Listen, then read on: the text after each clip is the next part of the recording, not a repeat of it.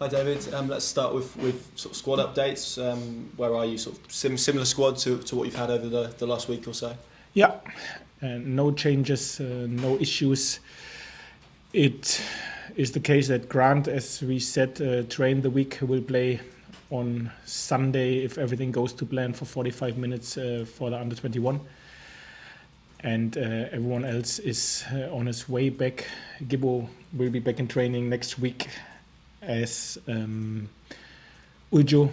Maybe he more end of the week, Gibbo beginning of the week, and Lungi is quite close as well.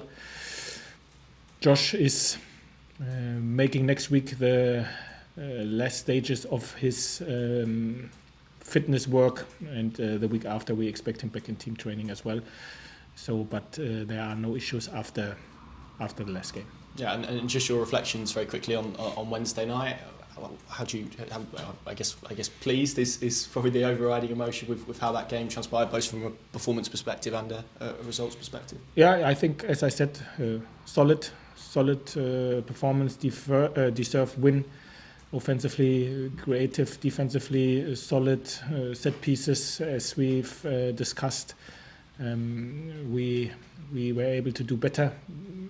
We didn't do it easy for us because we didn't use our chances early, but everything, how the players reacted, how they played, all good. It was a good performance, and important to show this after the 0-0 draw which we had beforehand, where we had the one other area, especially offensively, where we were not on our best, and was a good performance.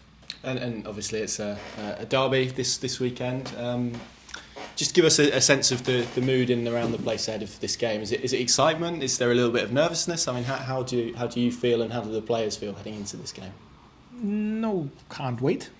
So it's excitement for sure. So even if when I arrived quite early, everybody made it quite clear which is the most important thing, the most important game for the supporters, and everyone is connected with Norwich City Football Club. So this is quite clear, but as clear as it is, for me as a manager, it's clear and obvious as well. You have to keep your head calm with fire in your heart, for sure, in the derby. This is what we like to create, and we are really looking forward to it. I mean, you said that, and I'm sure you've bumped into loads of Norwich fans who have made the importance of this game aware to you, and also the record as well, 14 years for Norwich since they suffered a defeat to Ipswich. I mean, does that create I don't know if pressure is the right word, because it's probably quite a nice pressure to have with the history, but nobody wants to be the head coach or the group of players that kind of ends that run, do they? So how do you kind of reflect on that and feel about that? Does it come into your thinking at all?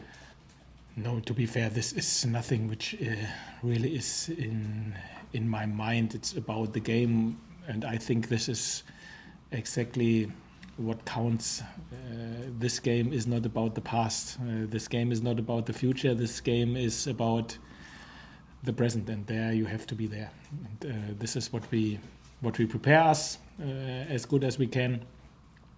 And let's be honest, we all together are in this business because of.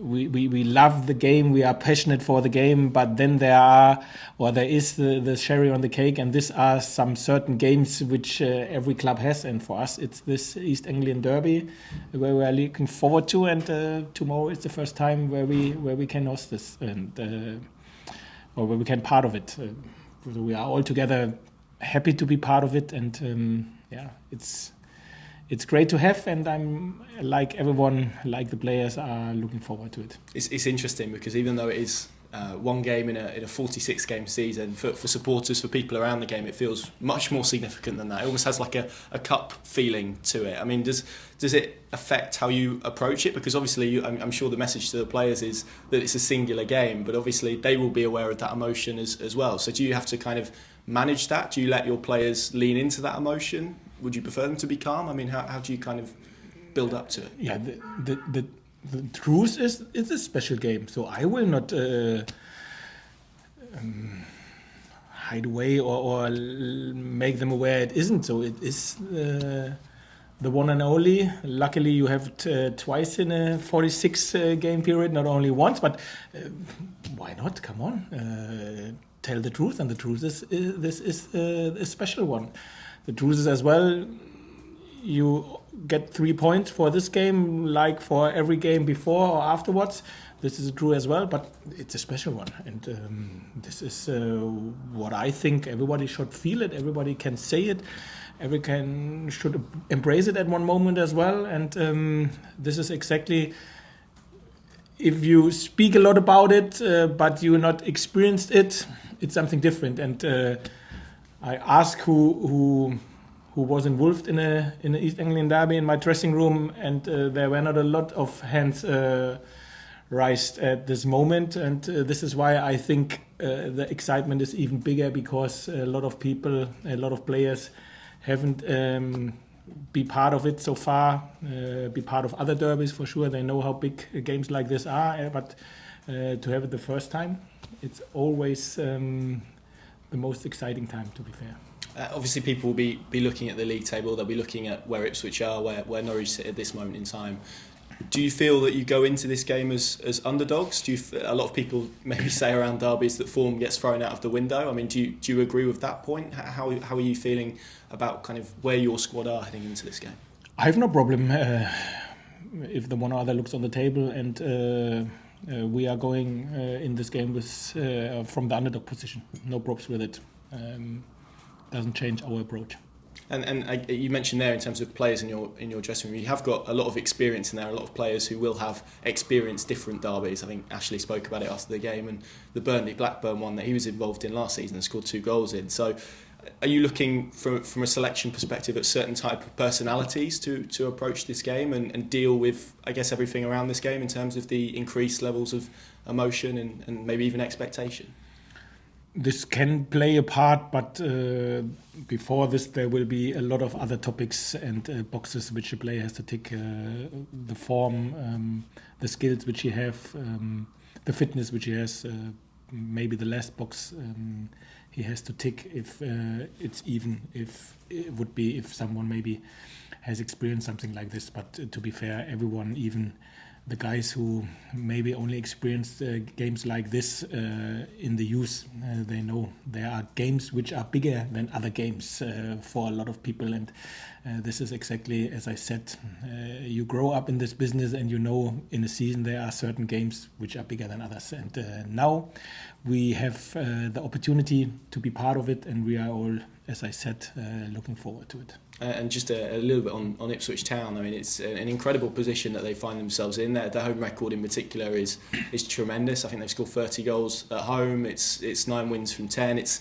a difficult place to go because of all of the things attached to this game anyway. But the form that they've been in maybe suggests it's going to be a little bit harder. What have you made of the start of their season? Has it surprised you how good they've been in the Championship so far?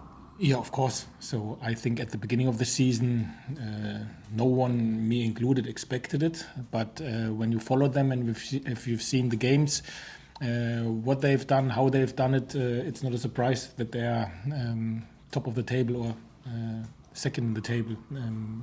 They deserved what they've done so far. And this is the other thing which excites us. You like to test against the best. This is when you are in a professional business, you really looking forward and gets maybe even the one or other percentage excitement more when you can test the best. This is always the case, and they are the best, one of the best for sure in this season so far. And we can face them. And this is another percentage where our excitement grows to play this game tomorrow. And just in terms of Kieran McKenna, I mean, a young coach at Manchester United for a long period of time, took the job in League One. Remarkable what he's overseen in terms of points, in terms of performance. It's a remarkable job for such a young coach. Yeah. Forget the age. Even if he would be 66, it would be remarkable what he has done. So obviously he deserved all the praise which he get. Yeah, fantastic job so far. Yeah, absolutely. And I mean, it's an interesting one because we've spoken about their home record. I obviously don't expect you to come here and tell me how you're planning to set up, but it maybe some managers would be inclined to look at their goal record and go, it's all about defensive strength. Some would maybe be willing to kind of take them on. I mean, how do you view, again, how you go there and make it really competitive and stifle, I guess, their attacking threat that they've got? I think it's quite simple. You have to be super solid and super ruthless in both boxes.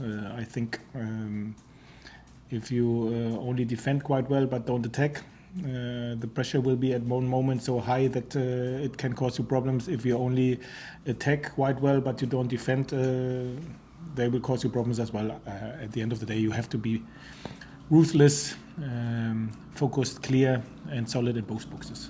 And just a couple more from me, but I think you said after Wednesday you've had a lot of experience of different derbies. I mean, what are kind of your experience that you've had both in Germany as a player and I guess over here as well at Huddersfield? How have you sort of experienced those derbies, and what ones have you been involved in? Okay, for Huddersfield it was always Leeds. Maybe not for Leeds, but for us in Huddersfield it was always the Leeds game, which I experienced I think 3 times, and obviously the Schalke Dortmund derby, I've experienced it as a player, as a manager for Dortmund's second team to play against Schalke's second team, and then as a manager for Schalke to play against Dortmund. And I think this is the biggest derby in Germany, Dortmund-Schalke.